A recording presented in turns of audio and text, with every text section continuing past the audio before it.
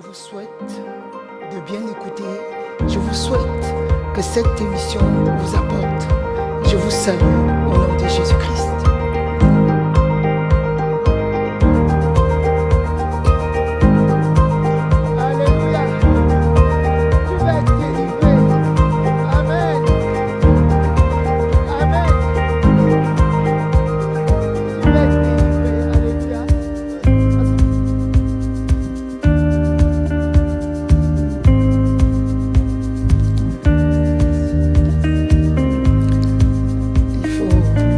Son micro, alléluia. Et la princesse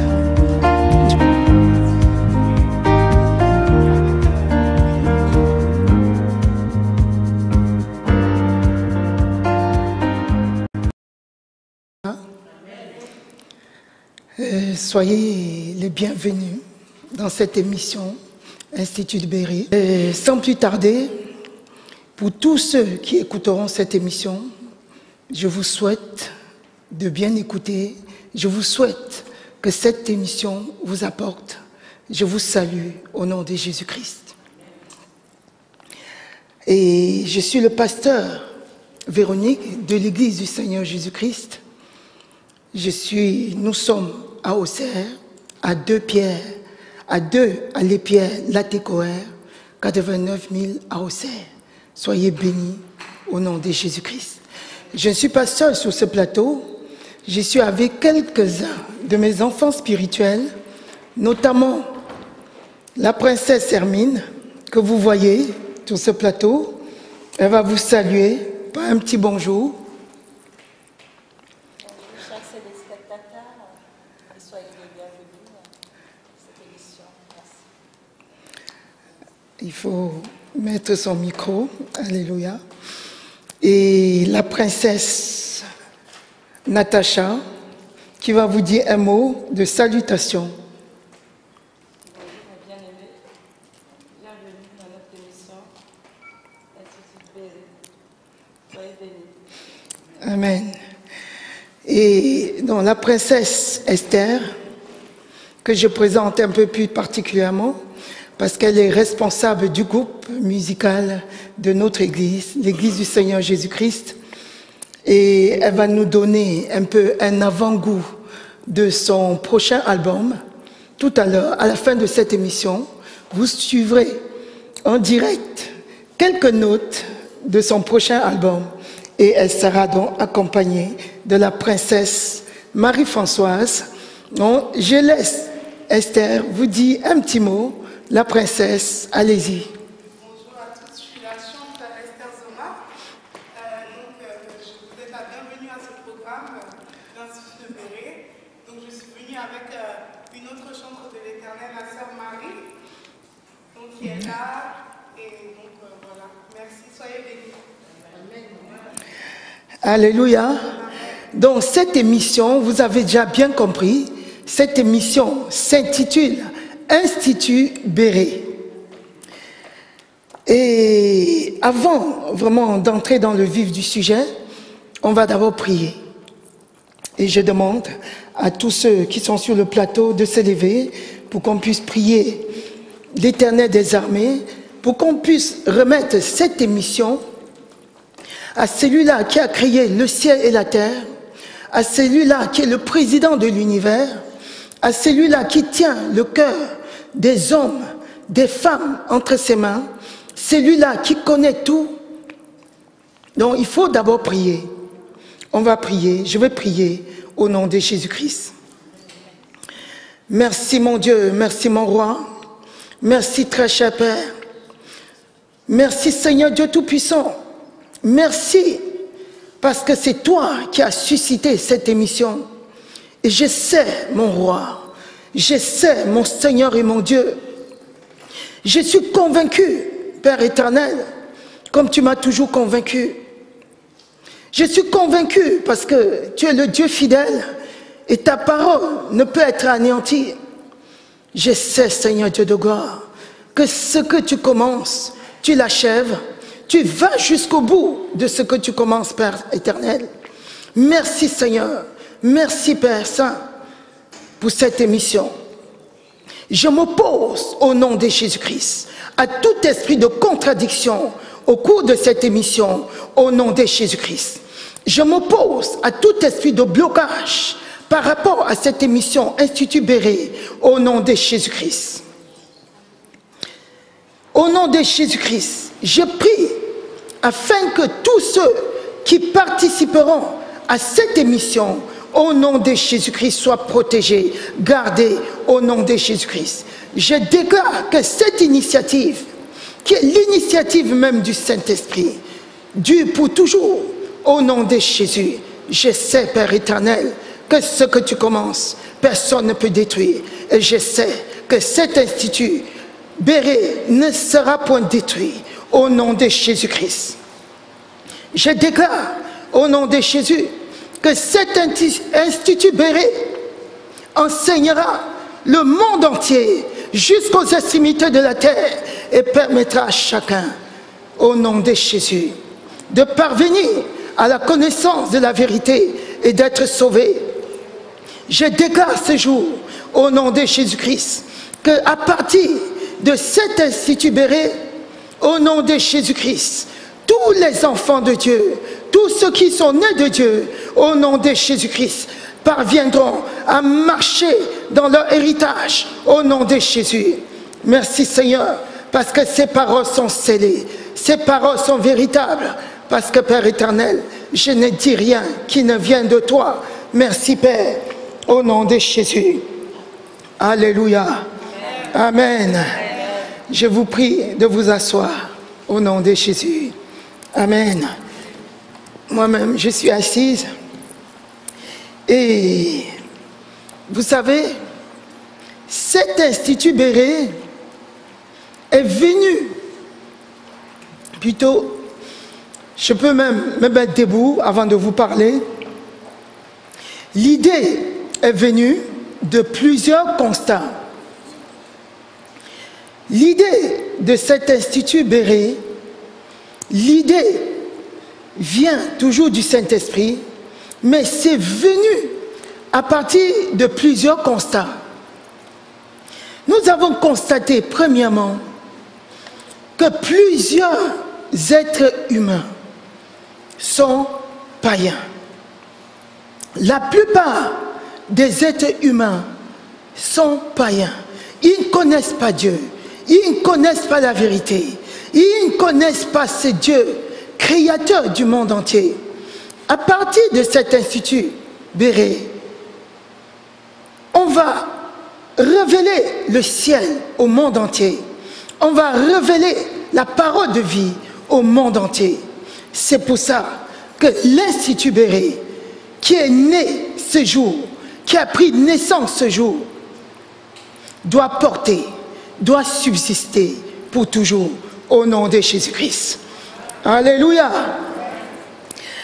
Donc, je disais tantôt que c'est né à partir de toutes ces observations.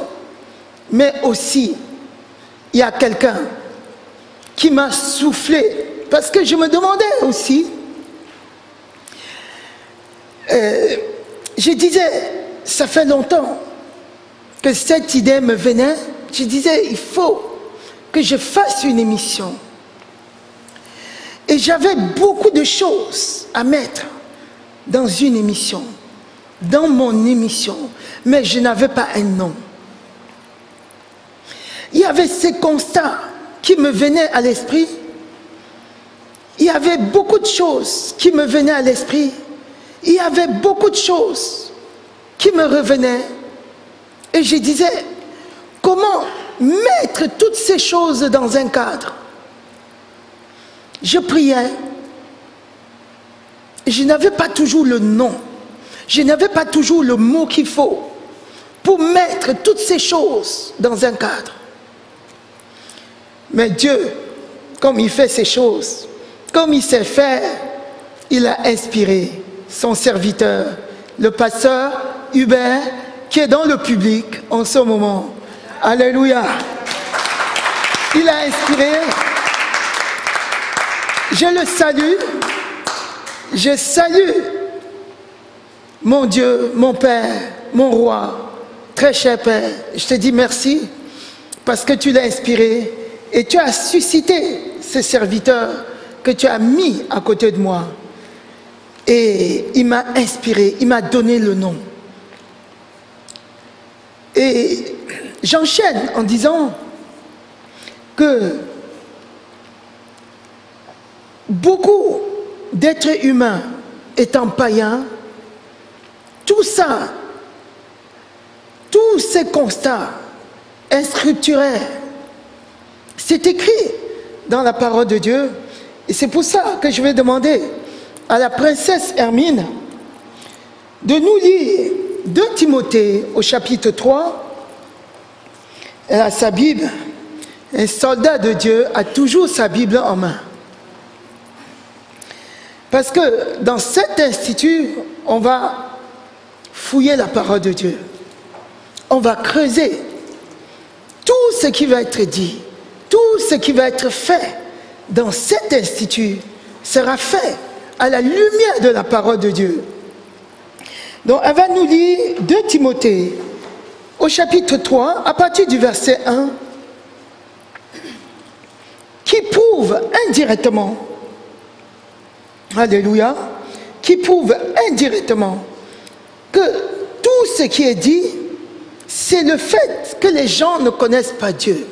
C'est le fait que les gens ne comprennent pas la voix de Dieu, qui sont conduits par le malin. Donc je la laisse lire. J'ai dit la parole du Seigneur. Sache que dans les derniers jours surgiront des temps difficiles, car les hommes seront égoïstes, amis de l'argent, fanfarons, orgueilleux, blasphémateurs, rebelles à leurs parents, ingrats et sacrilèges, insensibles, implacables, calomniateurs, sans frein, cruels, ennemis des gens de bien, traîtres, impulsifs, enflés d'orgueil, aimant leur plaisir plus que Dieu. Ils garderont la forme extérieure de la piété, mais ils en renieront la puissance.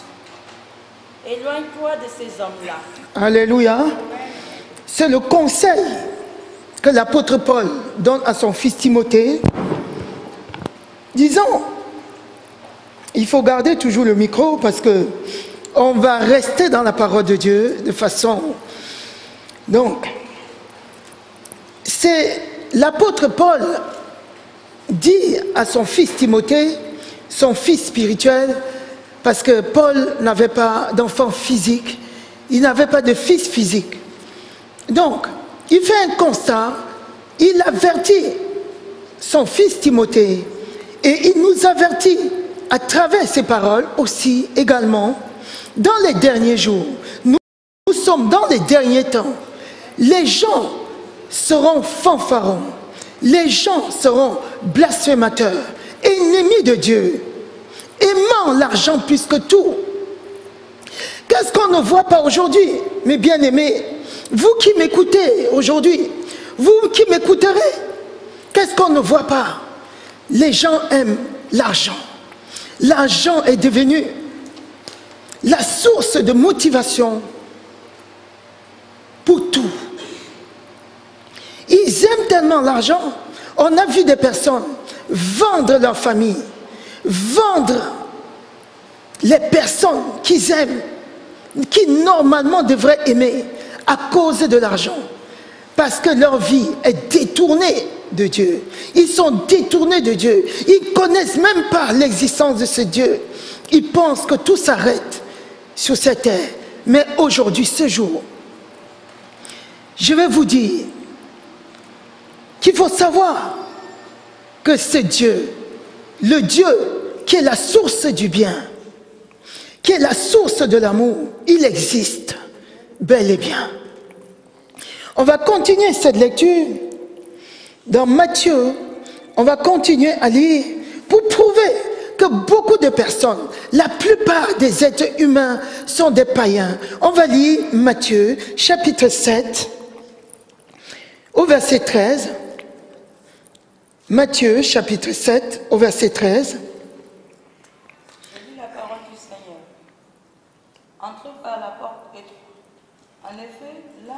la porte est facile, la route qui Vous savez, Jésus-Christ prévient les gens. Il nous prévient du fait que la porte qui mène droit à la mort est très très large.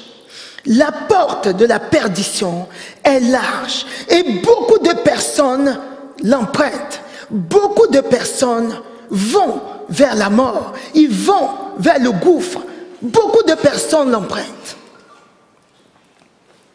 Et étroite est la porte qui mène au ciel. Jésus-Christ lui-même prévient les gens. Beaucoup de personnes aujourd'hui vont vers l'amour de l'argent. Comme on a lu tout à l'heure, dans 2 Timothée 3, on a lu, vous avez compris. Il ne faut pas, dans cet institut Béret, on va faire comprendre aux gens que cette porte, qui consiste à aimer l'argent plus que tout, cette porte qui consiste à blasphémer, n'est pas la bonne porte. Alléluia. On va continuer la lecture, toujours par la révélation de Jésus-Christ. Je vais laisser la princesse Esther lire Luc 17, au chapitre 26, jusqu'au verset 30. On va lire rapidement Luc, l'évangile de Luc, au chapitre 17. À partir du verset 26, on va lire Luc chapitre 17, verset 26, je lis au nom de Jésus. Ceux qui l'écoutaient dirent, et qui peut être sauvé? Jésus répondit, ce qui est impossible aux hommes est possible à Dieu. Qui peut être sauvé? Quand ils ont compris, quand ils ont entendu le discours de Jésus, quand ils ont écouté ce que Jésus-Christ disait, ils étaient un peu stupéfaits. Parce que Jésus disait, il faut aimer ton frère, il faut aimer, il faut les aimer. Jésus-Christ parlait de l'amour. Jésus-Christ parlait de toutes ces choses. Jésus-Christ disait, il allait jusqu'à dire, il faut aimer ses ennemis. Les gens disaient, qui peut donc être sauvé? Cette parole est difficile. Jésus-Christ disait aussi, il faut manger ma chair, parlant de son sacrifice à la croix. Ils étaient stupéfaits. Ils ne comprenaient pas la révélation. Parce qu'ils n'avaient pas le Saint-Esprit pour comprendre. Prouvant ainsi qu'ils ne connaissaient pas la vérité, qu'ils ne connaissaient pas Dieu. Alléluia. Et nous avons aussi constaté que parmi ceux qui se disent chrétiens, beaucoup ne sont pas nés de nouveau. Ils ne sont pas nés de nouveau. Beaucoup ne sont pas nés de nouveau. Alléluia. Il y a beaucoup de personnes qui disent, je suis chrétien non pratiquant. Cela prouve tout simplement, si vous entendez quelqu'un dire, je suis chrétien non pratiquant, cela prouve tout simplement que Christ n'est pas formé en lui. Il n'est pas né de nouveau. Il n'a pas compris la nouvelle naissance. Parce que s'il était né de nouveau, il ne pourrait jamais dire, je suis chrétien non pratiquant. Parce que le chrétien, c'est quelqu'un qui pratique la parole de Dieu. C'est une personne chez qui Christ est formé. Quand quelqu'un dit, je suis chrétien non pratiquant, Christ n'est pas formé en lui. L'Esprit de Dieu n'habite pas en lui. La semence de Dieu n'est pas en lui. Parce que si la semence de Dieu était en lui, il allait naturellement vivre selon sa nature. Il allait naturellement fréquenter l'église. Il allait naturellement pratiquer l'amour. Quand les gens disent, je suis chrétien non pratiquant, ils s'inscrivent dans ce paysage qu'on va lire dans Matthieu 7, un peu plus loin, parce qu'on a lu Matthieu 7 tout à l'heure, au verset 28. Je laisse la princesse Esther lire la chantre de l'Éternel au verset 21. On va lire. Matthieu chapitre 7, verset 21. Ceux qui me disent, Seigneur, Seigneur, n'entreront pas tous dans le royaume des cieux. Vous savez, avant de continuer, tous ceux qui disent chrétiens non pratiquants, ils se reconnaissent quand même chrétiens. Mais ils ne savent même pas d'où sort ce mot chrétien. Ils disent quand même Seigneur, Seigneur. Puisqu'ils se dénomment chrétiens, ils appellent le nom du Seigneur. Ils disent Seigneur, Seigneur. Mais ils n'entreront pas. Parce qu'ils n'ont pas connu la nouvelle naissance. Quand tu poses la question, est-ce que vous êtes né de nouveau? Qu'est-ce que c'est que ça? Qu'est-ce que c'est que ça, la nouvelle naissance? Ça veut dire qu'ils ne connaissent pas. Ça veut dire que Christ n'est pas formé en eux. Ceux-là ne verront pas Christ. Ils disent Seigneur, mais ils ne connaissent pas. S'ils s'inscrivent dans ce paysage où ils disent Seigneur, Seigneur, n'avons-nous pas fait ceci? Ils leur diront ouvertement, je ne vous ai jamais connu. Ôtez-vous de moi, vous qui commettez l'iniquité. Ils diront au Seigneur Jésus, j'allais à la messe pendant les anniversaires des deuils, au moins. J'allais à la messe lors des enterrements. J'allais à la messe le jour des baptêmes. Je t'appelais au moins Seigneur. Je disais au moins j'étais chrétien. Le Seigneur va dire, je ne t'ai pas identifié. Tu n'as pas été immatriculé. Tu n'es pas reconnu. Ôtez-vous de moi. Il ne faut pas, mes bien-aimés, vous qui m'entendez ce soir, il ne faut pas que vous vous inscrivez dans ce paysage de ceux qui disent Seigneur, Seigneur et ne peuvent pas rentrer. Il ne faut pas que ça se passe. Alléluia. Est-ce que vous savez que Satan et ses démons disent aussi Seigneur? On va lire Jacques. Jacques chapitre 2. Ils le disent aussi, vous le savez. Mais ils ne sont pas sauvés. Ça prouve que tout le monde peut dire Seigneur sans être sauvé. Il faut être né de nouveau. Jacques chapitre 2, on va lire à partir du verset 19. On va lire le verset 19. Alléluia. La princesse Hermine va nous lire. Je lis la parole du Seigneur. Tu crois qu'il y a un seul Dieu? Tu fais bien. Tu crois qu'il y a un seul Dieu? Tu fais bien. Écoutez. Alléluia. Tu crois qu'il y a un seul Dieu? Tu fais très bien. Mais les démons le croient aussi et ils tremblent.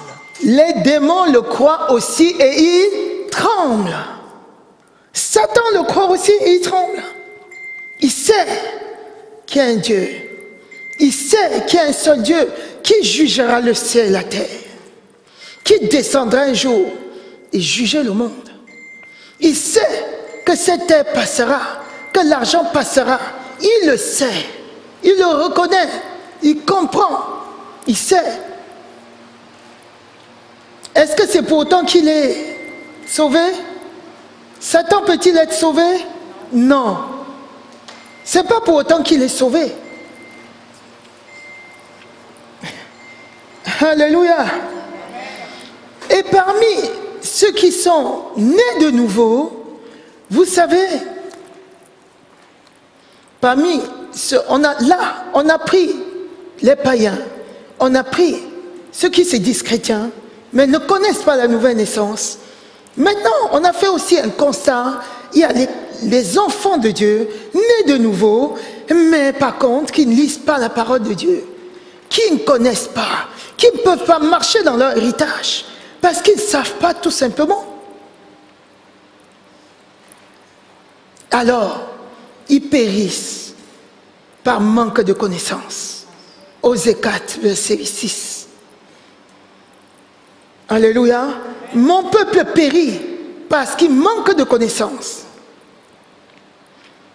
Il y en a qui marchent, qui connaissent Christ, qui sont nés de nouveau.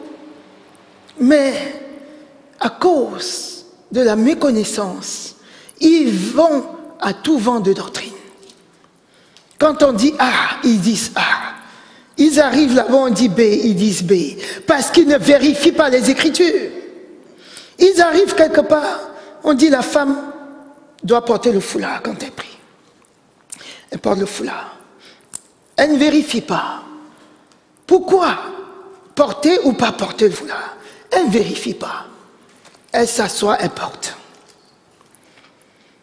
Elle arrive quelque part. Non, la femme ne parle pas.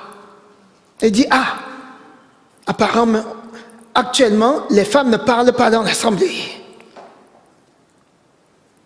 Elle va à tout vent de doctrine. Ça ne doit pas être ton cas. Alléluia. Il faut vérifier les Écritures. Donc on va lire Ephésiens 4, au verset 11. Et quelqu'un va me préparer Hébreux 19, verset 9. Je laisse la personne qui a trouvé, la princesse Amen. Natacha, qui va nous lire Ephésiens 4 au verset 11. Ephésiens 4, verset 11. C'est lui qui a fait don de certaines comme apôtres, d'autres comme prophètes, d'autres comme évangélistes, et encore comme pasteurs et enseignants. Oui. Il a fait don des apôtres. Il a fait don à l'Église des ministres, les apôtres, les évangélistes, les prophètes. Il a fait tous ces ministères-là. Pourquoi? Continuons. Il a fait don de ces hommes pour que ceux qui appartiennent à Dieu soient rendus aptes à accomplir leur service en vue de la construction du corps du Christ. Il a fait don à l'Église des ministres, des prophètes, pour enseigner l'Église, pour construire l'Église, pour construire les enfants de Dieu, pour construire ceux-là qui sont nés de nouveau, ceux-là qui sont nés de Dieu, pour les construire, pour les amener à la perfection, pour qu'ils ne périssent pas par manque de connaissance. Alléluia. Hébreux 19, au verset 9, il faut que quand une personne lit, une autre se prépare. Alléluia. On va lire Hébreux 19, au verset 9. La princesse Esther lit Hébreux 19, au verset 9. On va aller rapidement. Hébreux 1, verset 9. Autant pour moi. Hébreux 1, verset 19. Je lis au nom de Jésus. Verset 9. Tu as aimé la justice et tu as haï l'iniquité. Verset 19. Disons. C'est pas grave, on va passer. Et donc, cet institut est aussi né d'autres constats. Fort heureusement, cette fois-ci, on a constaté que la parole de Dieu donnait la joie, que la parole de Dieu construisait, que la parole de Dieu apportait la paix, l'apaisement, que la parole de Dieu était capable de sauver l'être humain. C'est pour ça que l'Institut Béret est né. Alléluia. Amen. Et on va vérifier cette écriture dans 2 Timothée, encore, au chapitre 3, toujours, cette fois-ci, au verset 16. On va lire la princesse Hermine. Allons-y. Je lis la parole du Seigneur. Toute écriture est inspirée de Dieu, est utile pour enseigner. Toute écriture est inspirée de Dieu. Tout ce que les hommes ont écrit, les hommes de Dieu ont écrit. Ce sont des personnes qui sont nées de Dieu, qui ont été inspirées par la puissance du Saint-Esprit et qui ont écrit la Bible. Alléluia. Amen. Il y a les parties de la Bible que Dieu lui-même a écrit de ses propres mains. Est-ce que vous êtes au courant? Alléluia. Amen.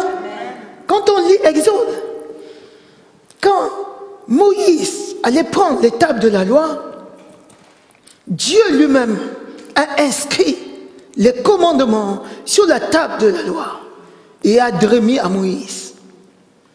Il y en a qui disent, mais ces gens-là, est-ce qu'ils sont vraiment inspirés? Si Dieu est allé jusqu'à écrire de lui-même, de ses propres mains. Alléluia. Amen. Amen. On va lire Somme 19. La parole est inspirée pour construire, reprendre. Somme 19, versets 8 à 9. Allons-y rapidement. Somme 19, versets 8 à 9. Oui. La loi de Dieu est parfaite.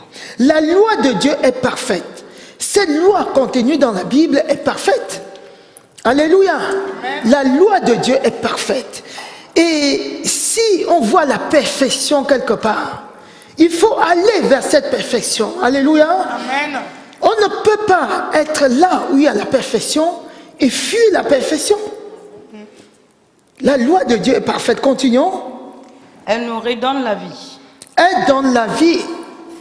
La parole de Dieu est capable de sauver, de donner la vie. Amen. Alléluia. Amen. Oui. Toutes ces affirmations sont dignes de confiance. Toutes les affirmations de l'Éternel sont dignes de confiance. C'est pour ça qu'il faut faire confiance à Dieu. Il faut faire confiance à cette parole qui vient de Dieu. Amen. Amen. Amen. Amen. Et vous voyez, Jésus-Christ va parler aussi dans Luc 21, au verset 33. Luc, vous avez appris à fouiller la Bible, à fouiller la parole.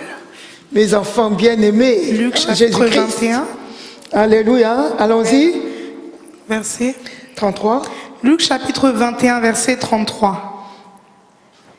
Le ciel et la terre passeront. Le ciel et la terre passeront. Mais mes paroles ne passeront point. Toutes ces choses sur lesquelles vous mettez votre confiance passeront. Tout cela, ça doit passer, absolument. La parole de Dieu ne peut être anéantie. Amen. Rien ne peut anéantir cette parole prononcée par le Maître lui-même, le Seigneur Jésus-Christ lui-même. Le ressuscité, c'est lui qui a vaincu la mort. Amen. Et c'est lui qui a vaincu la puissance de la mort. Cette parole, tout ce que vous voyez, ne mettez pas votre confiance en toutes ces choses, même pas en un être humain. Amen. Ça, c'est important. Continuons. Prenez garde à vous-même, de craindre que vos cœurs ne s'apesantissent par les excès du manger et du boire, et par les soucis de la vie, et que ce jour ne vienne sur vous à l'improviste. Car il viendra comme un filet sur tous ceux qui habitent sur la face de toute la terre. Veuillez donc et priez en tout temps, afin que vous ayez la force d'échapper à toutes ces choses qui arriveront et de paraître debout devant le Fils de l'homme. Alléluia. Amen. Alléluia. Amen. Prenez garde à toutes ces choses, afin que le jour de l'avènement de Christ, parce que si vous ne savez pas, je vous apprends quelque chose aujourd'hui, Jésus va revenir. C'est lui le Dieu véritable. Alléluia. On va voir tout à l'heure qu'il est le Dieu véritable, capable de sauver. Amen. Amen. Il doit revenir. Et si tu as passé ta vie, si vous avez passé votre vie à mettre votre confiance sur les choses de ce monde, sur l'argent, déjà, la vie simple ne vous apprend-elle pas ces choses? Est-ce que vous avez vu quelqu'un, un richissime, être mis dans un cercueil avec tous ses biens? Non. Avez-vous déjà vu cela? Non. Et même si on le mettait, ça serait peine perdue. Ça serait de l'argent perdu. Toutes ces choses, je veux vous apprendre Et la vie ne s'arrête pas sur un corps. On verra tout cela à l'Institut Béret. Alléluia. Amen. Amen. Amen. Pourquoi Institut Béret? Pourquoi cet institut? Pourquoi on a voulu faire? Alléluia. Amen. L'exemple des Béréens nous a beaucoup marqué. Ils vérifiaient les Écritures. On va lire Actes 17, au verset 11 à 12. Les Béréens n'étaient pas des personnes qui écoutaient juste comme ça. La parole de Dieu existait à l'époque. Il y avait les parchemins. Peut-être la Bible n'était pas encore écrite, mais il y avait les parchemins qui décrivaient la présence de Christ, qui décrivaient tout ce que Christ devait souffrir. Quand vous vérifiez les Écritures dans Ésaïe, la parole de Dieu décrit toutes les souffrances de Christ, décrit sa vie sur cette terre, décrit sa mort. Et quand Paul est arrivé à Béret, les Béréens vérifiaient sur les parchemins tout ce que Jésus-Christ disait, tout ce que Paul disait. Alléluia. Amen. Lisons. Et quelqu'un va me préparer Luc au chapitre 1, à partir du verset 1. Lisons. Je lis la parole du Seigneur. Acte 17, verset 11. Oui. Ceux-ci avaient de meilleurs sentiments que ceux de Thessalonique. Ils reçurent la parole avec beaucoup d'empressement. Vous voyez, ceux qui reçoivent la parole avec beaucoup d'empressement, ils ont aussi beaucoup d'empressement à aller vérifier la certitude de cette parole dans les Écritures. Ils ont aussi la soif de connaître. C'est pour ça que les Béréens vérifiaient. Continuons, continuons. Et ils examinaient chaque jour les Écritures pour voir si ce que l'on disait était exact. Ils examinaient jour après jour pour voir si ce qu'on disait était exact, était conforme à la loi, était conforme aux Écritures, était conforme à la Torah. Alléluia. Si c'était conforme à ce qui avait été annoncé, ils ont vu que c'était conforme. Alléluia. Amen. Amen. Amen. Pour ne pas être emporté à tout vent de doctrine, il faut aller dans les Écritures. Tout ce qu'on voit ce soir à l'Institut Béret, il faudra que chez soi, on prenne un peu plus de temps pour vérifier les Écritures. Alléluia. Donc, si quelqu'un a préparé Luc 1, au chapitre 1, la princesse Esther. Luc chapitre 1, verset 1er. Oui, jusqu'au verset 4. Plusieurs ayant entrepris de composer un récit des événements qui se sont accomplis parmi nous, suivant ce que nous ont transmis ceux qui ont été des témoins oculaires. Vous savez, avant de continuer, je vous annonce que Luc, qui a écrit ces paroles, Luc écrivait ainsi à son ami Théophile. Il avait vérifié la certitude de tout ce qui avait été dit, de tout ce qui se faisait. Et il est parti dans les Écritures, comme il aimait son ami Théophile. Il a dit, il faut que j'écrive à Théophile. Il faut que Théophile sache qu'il ait la certitude que ces choses existent, que c'est ce qui avait été annoncé qui s'est accompli, que Jésus-Christ qu'on attendait depuis des siècles, c'est lui qui est venu à travers Marie. Alléluia. C'est lui qui a accompli tous ces miracles. J'ai la certitude, Théophile, que c'est ça. Continue. Crois à cette parole. Alléluia. Amen. Et c'est pour ça. Plusieurs ayant entrepris de composer un récit des événements qui se sont accomplis parmi nous, suivant ce que nous ont transmis ceux qui ont été des témoins oculaires dès le commencement et sont devenus des ministres de la parole. Il m'a aussi semblé bon, après avoir fait des recherches exactes sur toutes ces choses depuis leur origine, de tous les exposer par écrit. Écoutez, il m'a semblé bon, après avoir fait des recherches, alléluia, Amen. de toutes ces choses, de ce qui a été dit avant, il est parti vérifier. Ah, mon ami Théophile, je te certifie. Alléluia. Amen. Amen. Amen. Sans la connaissance, on ne peut pas transmettre. Alléluia. Alléluia. C'est pour ça. Ça nous a inspiré. Les deux exemples vraiment nous ont inspiré. L'exemple des Béréens et l'exemple de Luc qui a écrit à son ami Théophile. Alléluia. L'évangile de Luc, en fait, c'est une lettre qu'il a fait à son ami Théophile. Il devait avoir des pages et des pages de lecture. Alléluia. Amen. Il a tout écrit pour que Théophile puisse donner son cœur à Christ. Amen. Amen. Alléluia. Cette émission aussi, dans cette émission, tout ce qui va être dit, tout ce qui va être fait, va être certifié Amen. par la Bible. Alléluia. Ça doit être certifié. Amen. Les objectifs de cet institut, c'est d'amener les êtres humains qui ne connaissent pas Christ. C'est d'amener tous les êtres humains à connaître Christ à travers la nouvelle naissance. Alléluia. À parvenir à la nouvelle naissance. Selon la parole de Dieu, la parole de Jésus-Christ lui-même, dans Jean 3, au verset 3. Alléluia. Parce que, quand j'ai dit, une personne commence déjà à trouver Jean 3, au verset 3. Alléluia. Donc, il y avait, au temps de Jésus-Christ, un homme de la loi appelé Nicodème. Nicodème avait étudié la loi. Il enseignait la loi. Alléluia. Amen. Mais en lui, tel qu'il posait, tel qu'il est venu dans la nuit voir Jésus-Christ, ça faisait sous-entendre que ce Nicodème n'avait pas la certitude de son salut.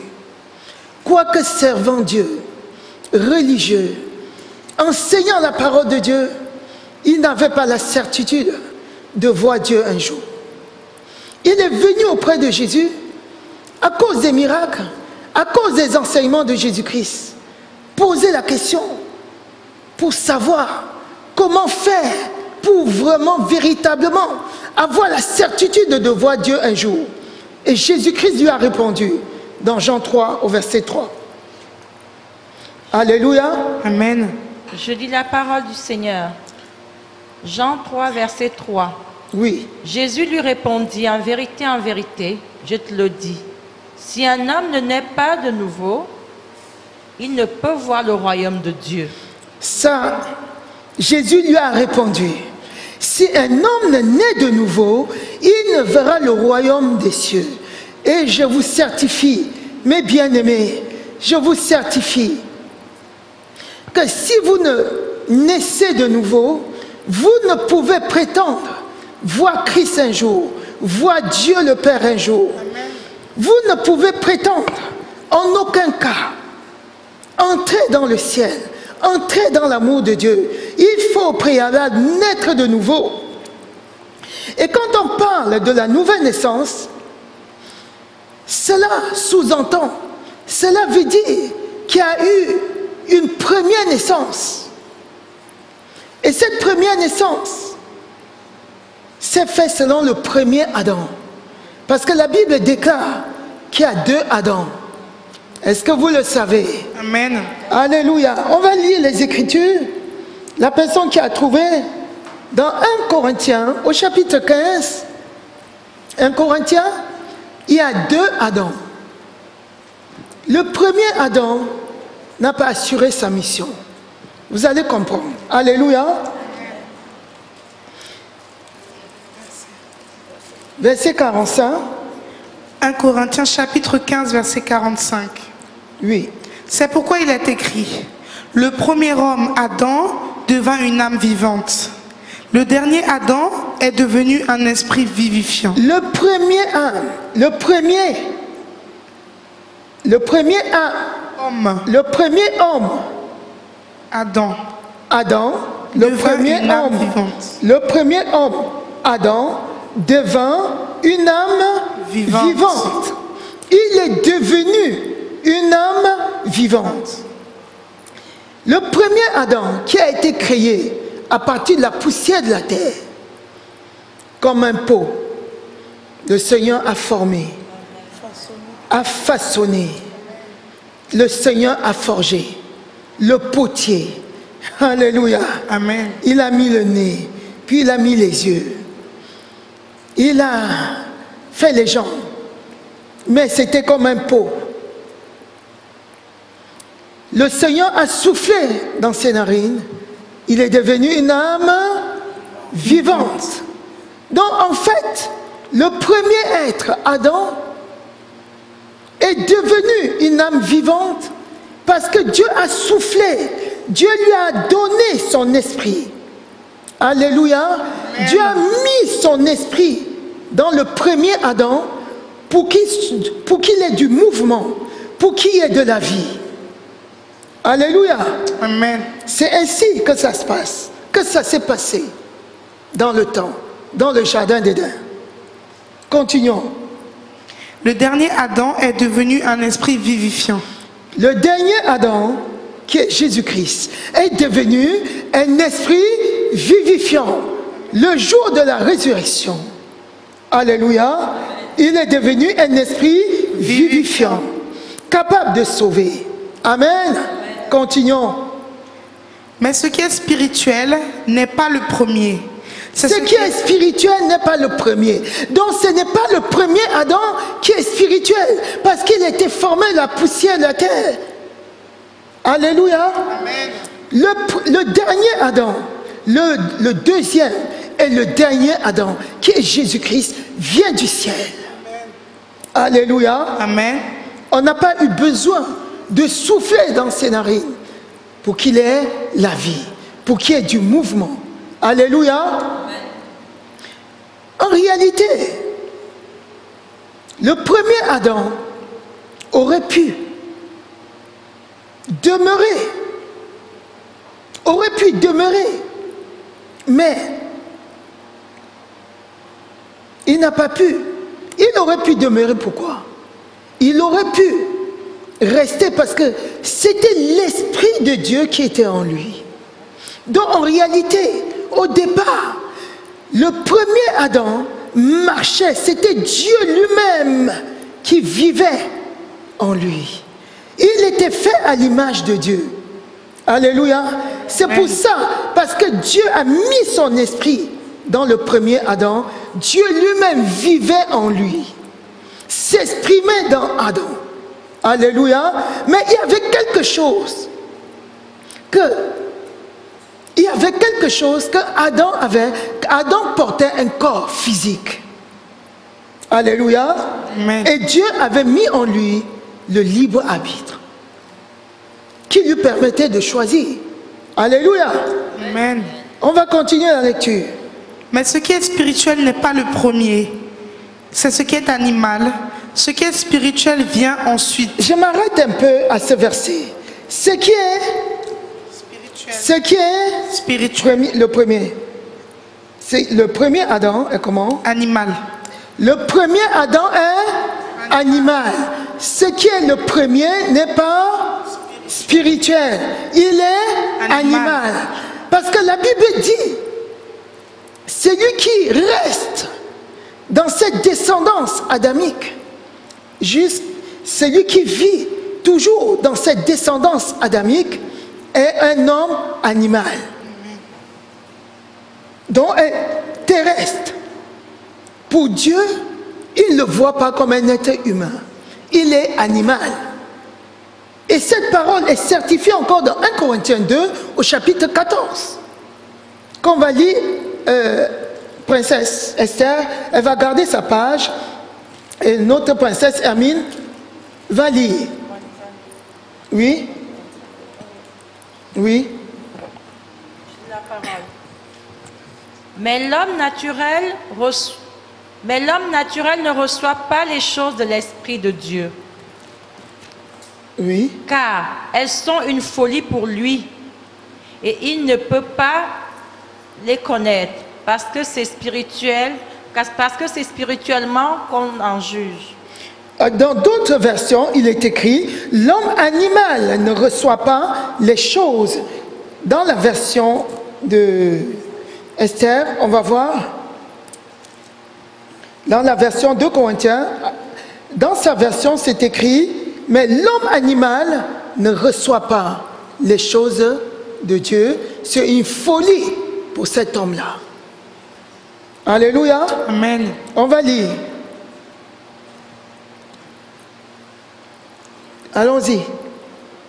Le premier homme tiré de la terre est terrestre, le second homme est du ciel. Tel est le terrestre, tels sont aussi les terrestres. Et tel est le céleste, tels sont aussi les célestes. Alléluia. Amen. Amen. Amen. Tel est le céleste. Alléluia.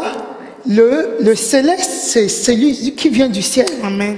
Celui qui adhère à la parole de Dieu, celui qui reçoit Jésus-Christ devient spirituel. Donc il est un être céleste. Il est né de nouveau. Alléluia. Amen. Amen. Amen. Alléluia. Amen. Comme la première naissance, le premier Adam est selon la ressemblance d'Adam.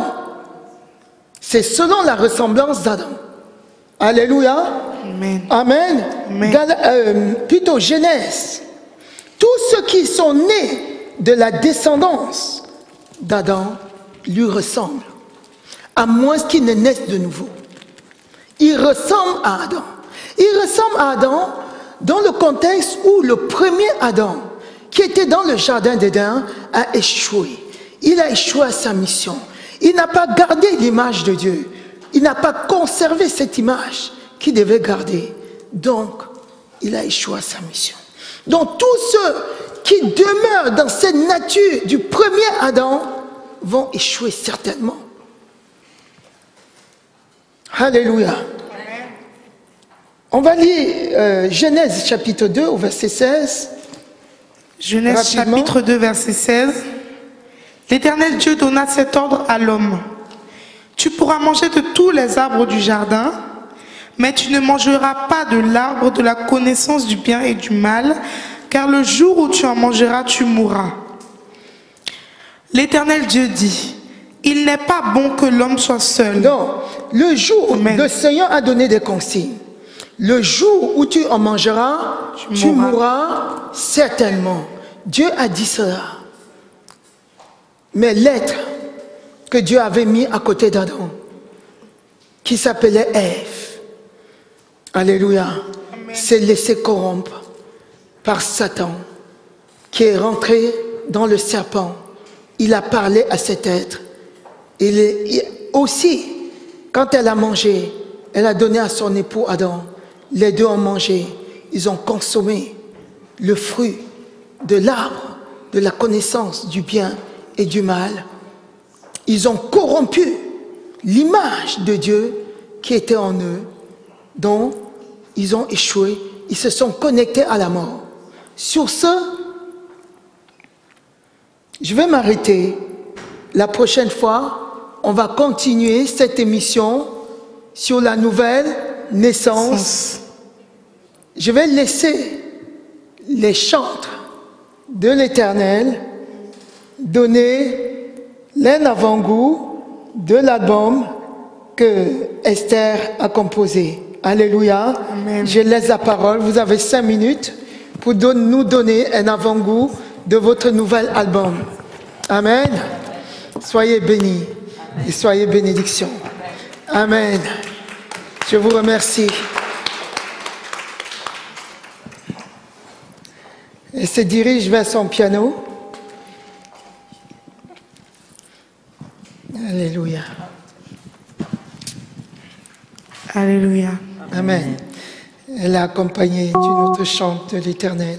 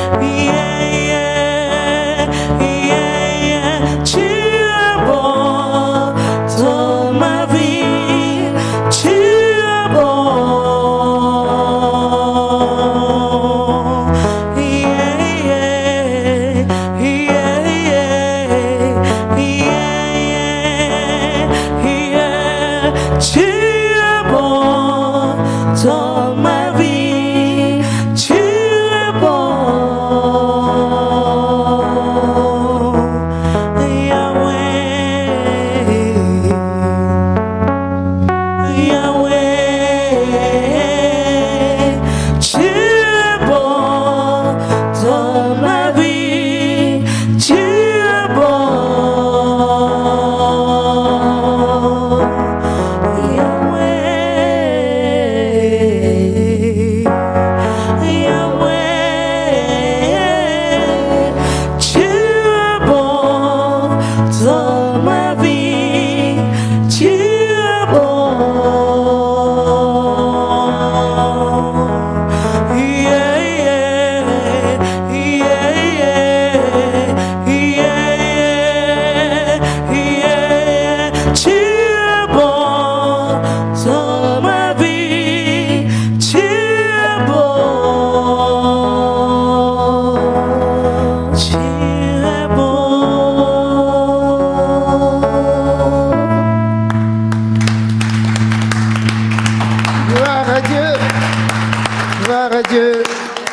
Alléluia.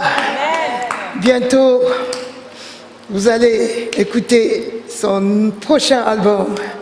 Alléluia. Il faut l'encourager. Amen. Soyez bénis. Dans notre prochaine émission, ça sera samedi prochain à 19h30. On va continuer. Alléluia. Soyez bénis. Tous les thèmes sont prévus dans cette émission. Au nom de Jésus-Christ. Amen. Soyez connectés. 19h30. On commencera alors la prochaine fois. Soyez bénis. Soyez bénédictions. Amen.